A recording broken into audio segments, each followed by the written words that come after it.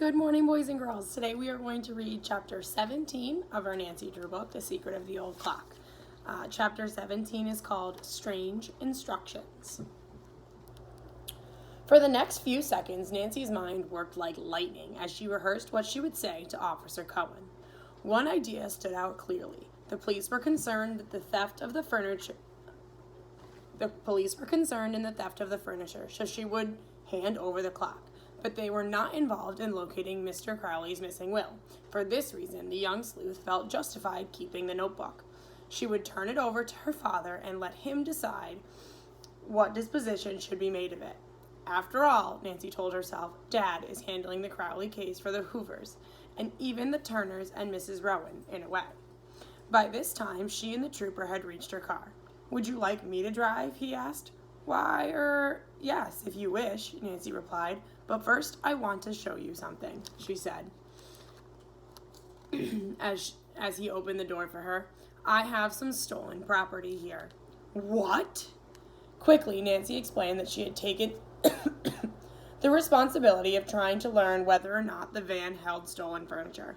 I recognized a few of the pieces, and possibly this clock, which the Tompkins had told me about. I took that out to examine it. Then I never had a chance to get it back without being caught. I'm sure the Tompkins will identify the old clock as their property. Nancy's explanation seemed to satisfy the officer. I'll take it to headquarters, he said. Let's go. He laid the clock in the rear seat, then slid behind the wheel and drove off.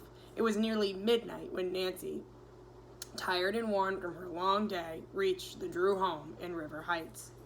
As she drove into the double garage, she noticed that her father's car was gone. A glance at the house disclosed that the windows were dark, with the exception of a light in the hall. Hannah Gruen must be in bed. Of course she's not expecting me, Nancy reasoned. I wonder where Dad can be. Oh, I hope he'll get home soon. I want to tell him about my discovery right away. After locking the garage door, she went to the kitchen entrance and let herself in. Her eyes lighted on the refrigerator, and suddenly Nancy realized she was very hungry. Many hours had passed since she had eaten. Food, she thought. Just as Nancy opened the refrigerator door, she heard steps on the stairs, and Hannah Gruen, wearing a sleepy look, appeared in robe and slippers. Nancy! Cried the housekeeper, instantly wide awake.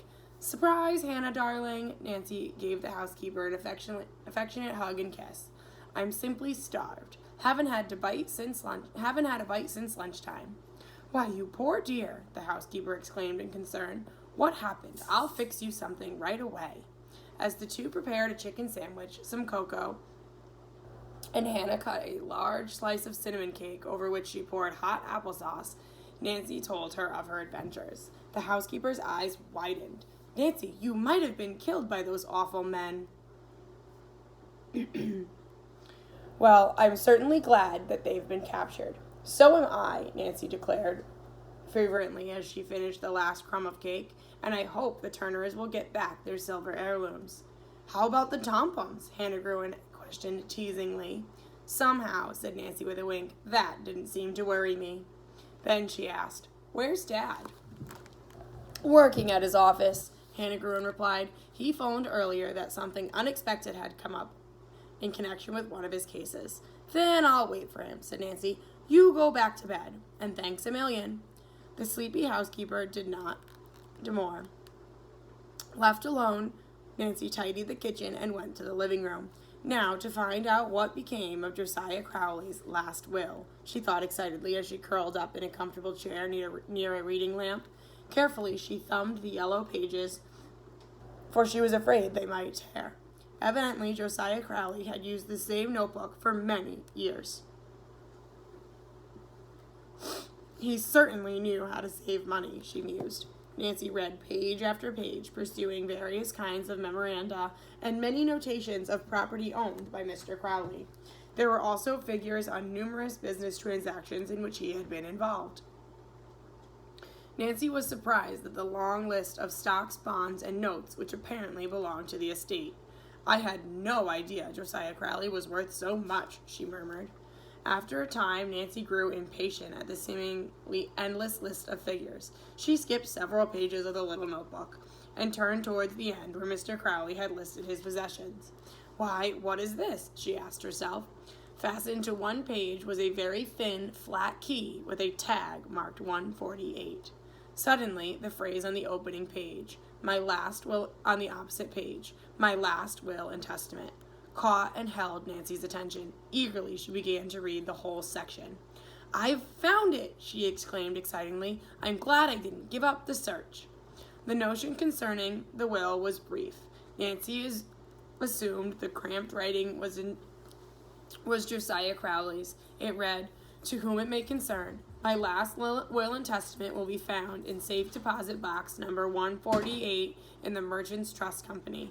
The box is under the name of Josiah Johnson.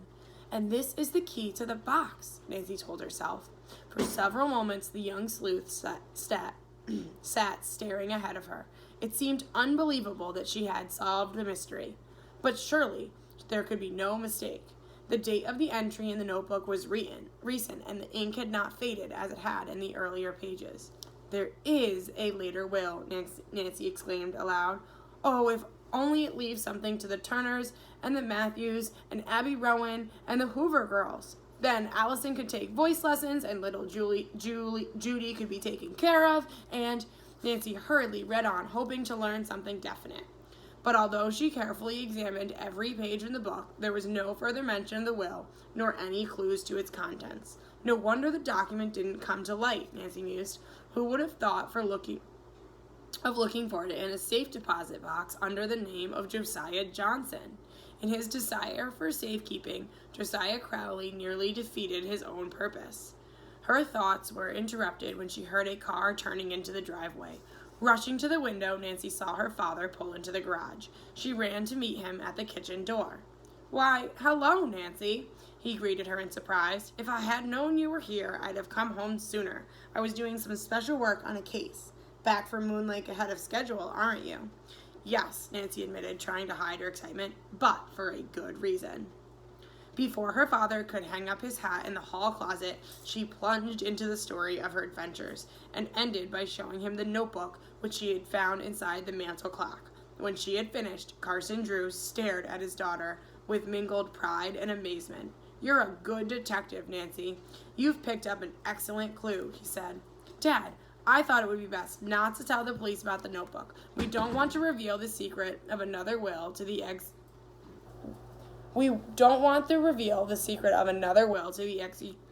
executor mentioned in the old one.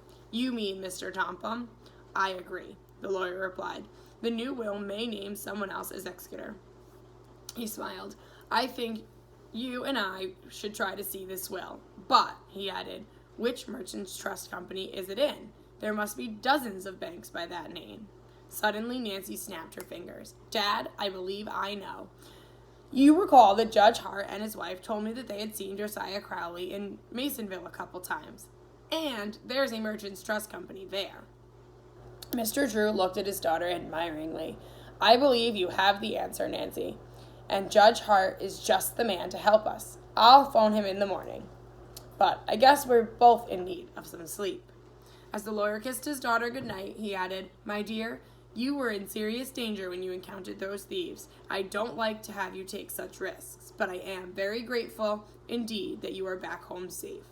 The Tophams aren't going to thank me when they find out what I've done, Nancy said as she went upstairs ahead of her father. In fact, we may have a battle on our hands, Dad. That's right, Nancy, and it will be just as well that they don't learn the details of how the will was found until the matter is settled beyond a doubt. I'm certainly curious to find out if the new will left anything for the Tophams, said Nancy. If not, her father put in, your discovery will strike them at an especially awkward time. Nancy paused on the stairs and turned to face her father. What do you mean?